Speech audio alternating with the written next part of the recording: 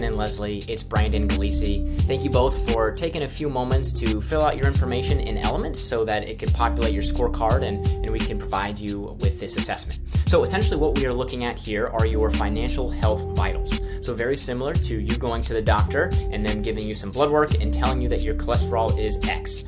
For me, I don't know that much about the specific ranges, so I would want to know, am I in a typical range or do I need to make an improvement? And if so, what is that next action that I need to take? So that's what we're going to do here, but of course with your financial health. So I first want to compliment you on a couple things that I think you're doing really well. If we look at this first element right here, savings rate, that's just taking what you're saving on an annual basis, dividing that by your annual income. So based on your guys' level of income, 10% is an absolutely great starting point, so you're doing a good job of saving your money.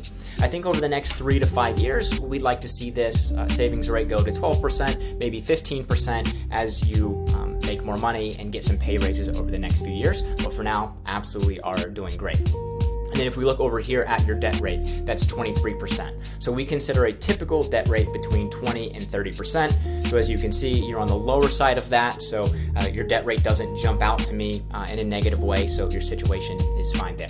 But one area of concern for me whenever I was reviewing your information was this liquid term score. So this liquid term score is going to be calculated by taking your cash plus any brokerage accounts that you might have and dividing that by your annual spending.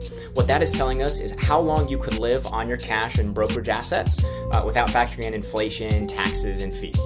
And right now, as we can see, this number is 0 because you simply don't have a ton of cash in the bank. So what I would presume is you might be feeling a little bit more stressed and anxious about your money, and this would be the reason why I would believe that would be the case. Your liquidity is pretty low, you don't have access to money. So one of my recommendations for you guys is going to be, if you're not already, diverting some of this savings, because you're already saving a healthy amount, and if all of that money is going to retirement accounts, for example, consider shifting it into a separate emergency fund so that you're going to be a little bit more stable and secure in your finances.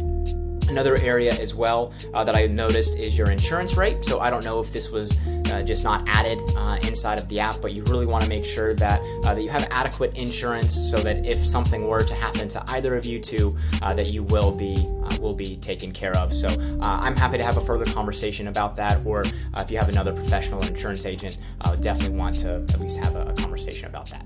So again, thank you so much for taking a few moments to fill this out. You're doing great with savings. Your debt rate's in a pretty healthy spot. Again, the biggest recommendation is shift some of those savings to boost up your liquidity, save a little bit more in cash, and I think you'll be feeling more secure and confident in your finances. So feel free to reply to this email. Let me know what further questions you have for me, and if I could be of further assistance, I'm absolutely happy to do so. Well, enjoy the rest of your evening, Ben and Leslie. Thanks again.